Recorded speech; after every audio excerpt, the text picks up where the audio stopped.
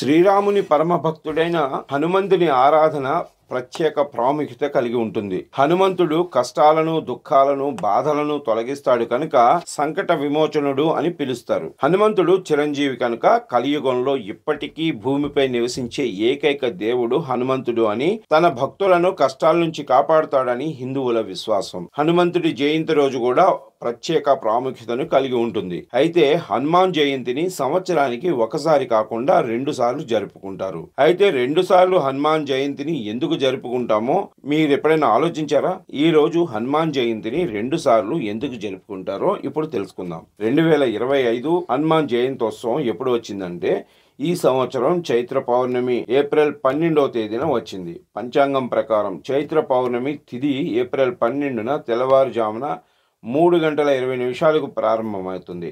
అదే సమయంలో ఏప్రిల్ 13వ తేదీ ఉదయం 5:52 ముగుస్తుంది. కనుక ఏప్రిల్ 12న హనుమంతుడి జన్మదినోత్సవ వేడుకలను జరుపుకుంటారు. హనుమాన్ జయంతిని 2 సార్లు ఎందుకు జరుపుకుంటారు అంటే, హనుమాన్ జయంతిని సంవత్సరానికి 2 సార్లు జరుపుకుంటారని ముందే చెప్పుకున్నాం.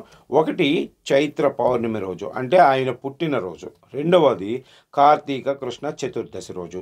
దీనిని విజయ అభినందన మహోత్సవం అని కూడా అంటారు. ఎందుకంటే ఒక కథ హనుమంతుడి జన్మకు సంబంధించింది అయితే, మరొకటి ఆయన స్పృహ కోల్పోయిన తర్వాత తిరిగి జీవించడానికి సంబంధించింది. వాల్మీకి రామాయణం ప్రకారం హనుమంతుడు స్వాతి నక్షత్రంలో కార్తీక మాసంలోని కృష్ణపక్షం చతుర్దశి రోజున జన్మించారు. అందువల్ల ఆ రోజును హనుమంతుని అవతార ఉత్సవంగా జరుపుకుంటారు. అదే సమయంలో చైత్రమాసంలోని శుక్లపక్ష పౌర్ణమి రోజున హనుమంతుడి విజయ అభినందన మహోత్సవంగా జరుపుకుంటారు. చైత్ర పౌర్ణమి నాడు మనం హనుమాన్ జయంతిని ఎందుకు జరుపుకుంటామంటే, హనుమంతుడు చైత్ర పౌర్ణమి రోజున ఆయనకు 2వ జన్మ లభించింది కనుక ఈ రోజును ఆయన విజయ అభినందన మహోత్సవంగా జరుపుకుంటాం. కార్తీక కృష్ణ చతుర్దశి రోజున హనుమాన్ జయంతిని ఎందుకు జరుపుకుంటామంటే, హిందూ మత విశ్వాసాల ప్రకారం కార్తీక కృష్ణ చతుర్దశి నాడు తల్లి సీత హనుమంతుడికి అమరత్వం అనే వరం ఇచ్చింది. అందుకే ఆ రోజున హనుమాన్ జయంతిని కూడా జరుపుకుంటారు.